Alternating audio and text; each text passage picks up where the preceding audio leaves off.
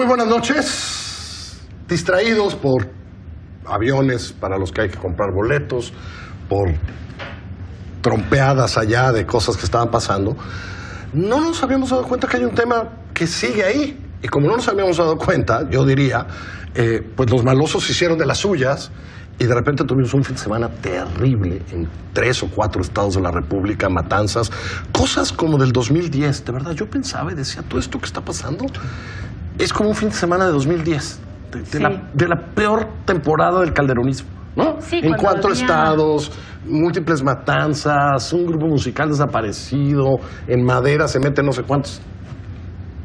¿Estamos como en 2010? Fíjate que no lo había pensado, pero ahora que lo dices... Hola, Rafa. Buenas noches. Sí, va bien.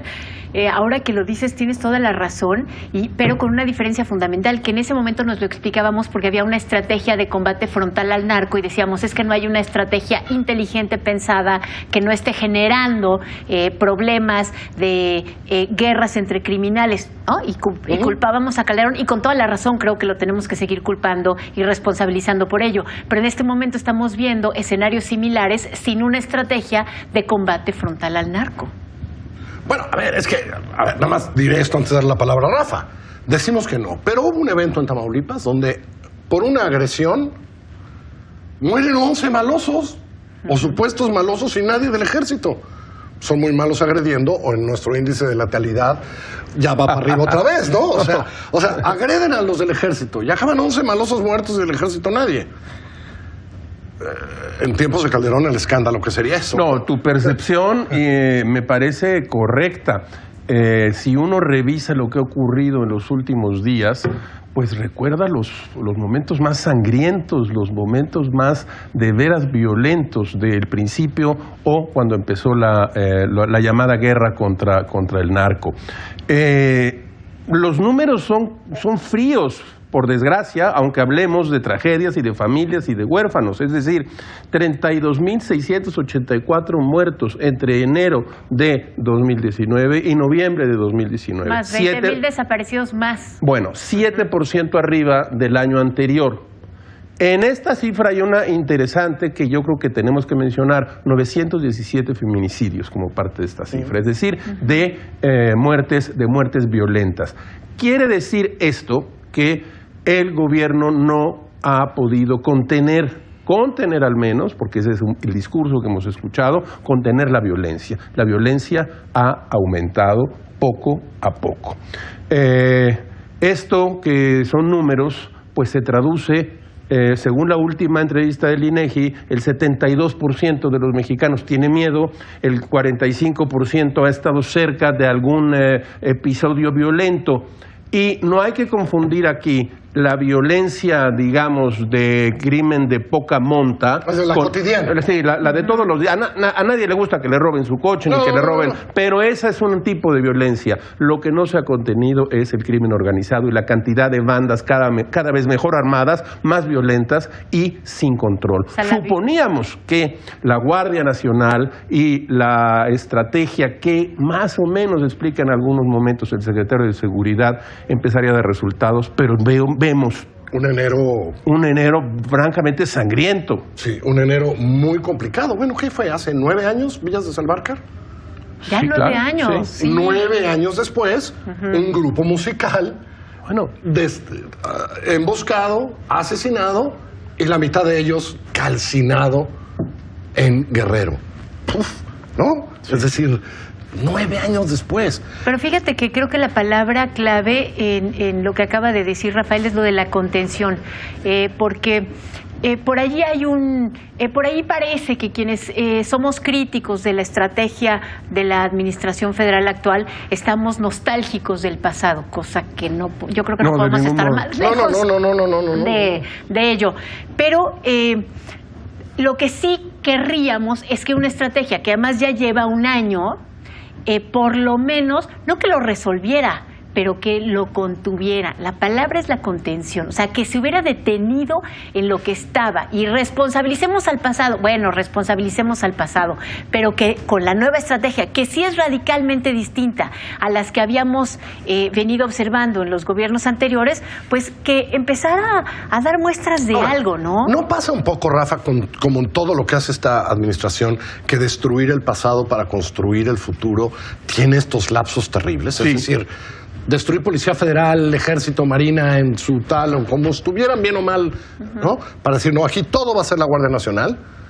Creo que hoy Alejandro Ope lo escribe muy bien. Hay apenas 75,000 guardias nacionales desplegados, que son más o menos lo que estaba desplegado entre Ejército, Policía Federal y Marina antes, ¿no?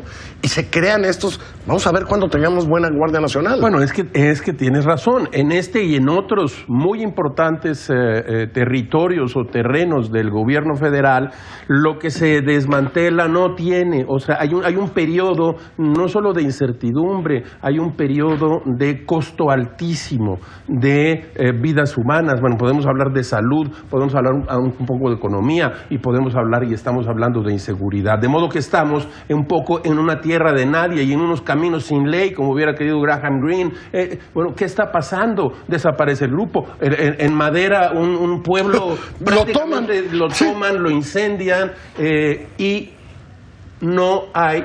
Lo que es esta palabra que me parece importante, que es, y creo que la usó el presidente, hemos contenido la violencia, pero ha crecido. Según estos datos que el secretario dijo punto de inflexión. Bueno, sí, estos datos que dije no son del INEGI, son del secretariado de la Secretaría. Son los datos oficiales, no son otros, no son de... Bueno, esto quiere decir que el 7% arriba son muchas muertes y que esto parece no tener fin en cuanto al baño de sangre en el cual el país está hundido desde hace mucho tiempo. A mí lo que me preocupa sobre esto que estamos diciendo es que mencionas, Rafael, que hay un costo altísimo entre que se desmantela lo que estaba, que no funcionaba o que funcionaba mal y se construye algo que todavía no sabemos cómo funciona. Pero ese costo altísimo nosotros no sabemos si es un periodo de vacío o si es un momento en el que un fenómeno puede volverse incontenible por su propia inercia, que es el caso de la viralización de la violencia, porque mientras tú no tienes